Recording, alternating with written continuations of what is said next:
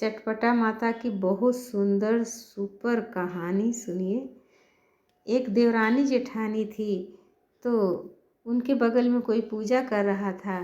तो देवरानी जेठानी को आके न्योता दे गई, बोली आप लोग मेरे पूजा में आइएगा। और जेठानी तो बहुत धन दौलत था, देवरानी को उतना कुछ था नहीं।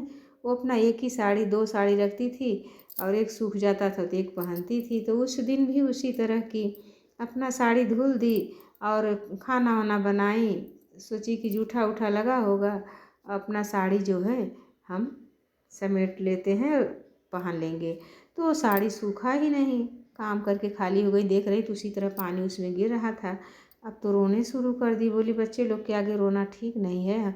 और गन्ना के खेत में जाके अपने हक भर रो रही थी, इसकी मार मार के रो रही थी, खूब रो रही थी, मन लगा के रो रही थी। इधर जो है चटपटा माँ उनके पास आ गई और बोली बेटी आप क्यों रो रही हो, इतना क्यों दर्द से रो रही हो, क्या हुआ आपको।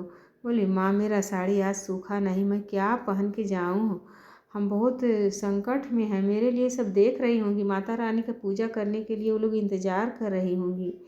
तो माँ बोली ठीक है, आपका सब कुछ सही हो जा रहा है। तो माँ ने एक गन्ना ऐसे जड़ समेत उखाड़ ली और उनके सर से पाँव तक उसी गन्ने से छूना शुरू कर दी। जहाँ जहाँ माँ गन्ने से छू रही हैं वहाँ वहाँ खूब अच्छे से सज धज के पूरा गहना कपड़ा पोशाक से पूरा श्रृंगार से हो गई और माता रानी का प्रणाम करिए चली गई। माँ उनको आशीर्वाद दी, आपका बेटी घर धन दौलत परिवार से सुख शांति से सब भरा रहे। और वहाँ गई तो खूब सज धज के गई। अब सब पूजा पर बैठ के पूछने लगी आप बहुत देर कर दी। बोली हाँ आज मेरे से देर हो गया, आप सब हमको क्षमा करिएगा, माँ चटपटा हमको क्षमा करिए। और इधर जो है जिठानी जो है पूछ रही हैं, मन मन में कोस रही हैं कि हम तो आज आगे चले आए, इसको पता नहीं इतना सारा कौन सजा दिया है, चलेंगे तो हम उसको भी नहीं छोड़ेंगे जो इनको इतना सजाया हुआ है। और उससे भी पूछ रही हैं देवरानी से कि छोटी तुमको इतना सब किसने दिया, इतना कैसे तुम्हारा श्रृंगार सबने किया। तो बोली हम सब बताएंगे दीदी, चलेंगे अभी पूजा में ध्यान लग कर लो और हम सब बताएंगे। जब पूजा हो गया तो फिर भी जिठानी पूछ रही हैं कैसे मिला, क्या मिला, कौन दिया, हमको भी बता। बोली देखो हमको तो लग रहा है ये मेरी माँ ही मुझे दी है, इतना कौन देने वाला है, और सब तो किसी न किसी परेशानी में रहता है, ये माता रानी ने हमको सब दी हैं और जैसे जैसे माँ करी थी सब बता दी। बोली ठीक है आने दो दूसरा। तो दूसरा भी आया शुक्रवार का दिन, चटपटा माता का पूजा कोई इनवाइट करके ले आया, दे दिया उनको भी और दोनों तैयार हो गई। ये जो है अपना साड़ी धुल के रख दी हैं, धुल के रख दी हैं तो साड़ी सूख ही रहा था। बोल रही हैं कि सूखा है तो भी नहीं पहन रही हैं, चली गई गन्ने के खेत में। तो बोल रही हैं कि माता रानी फिर आ गई वहाँ, रोना धोना चालू करी थी। बोली माँ मेरा साड़ी सूख नहीं रहा है, हम जाएंगे कैसे, कहें ठीक है लाती हूँ।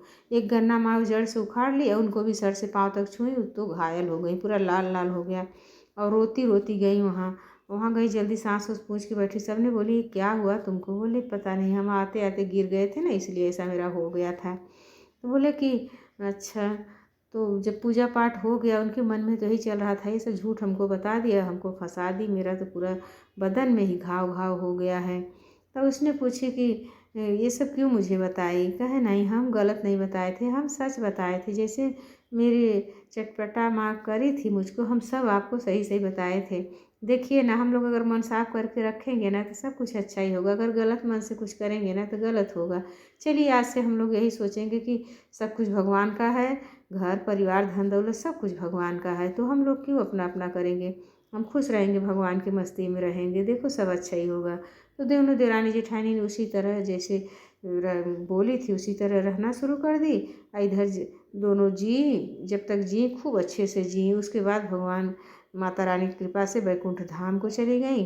और चटपटा माता की कहानी तो पूर्ण हुई, कहानी जो सुनी सुनाए सबका मनोकामना पूर्ण हो। बोलो चटपटा माता की जय।